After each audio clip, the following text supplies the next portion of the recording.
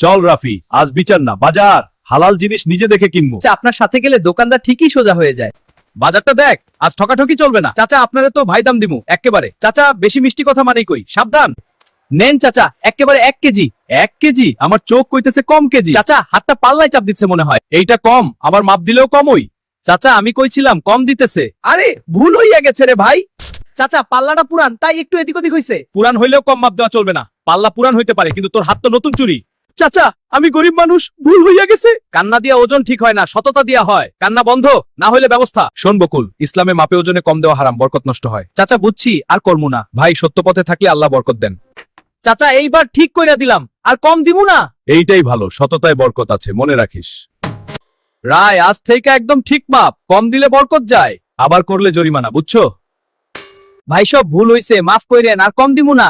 ভুল বুঝলে ঠিক কর, আল্লাহ বরকত দেন, সোজা পথে থাক। প্রিয় দর্শক, বাজারে মাপ ওজন খেয়াল করেন, সততায় বরকত, ঠকায় লাভ নাই। ভালো লাগলে লাইক, কমেন্ট, সাবস্ক্রাইব। আল্লাহ হাফেজ।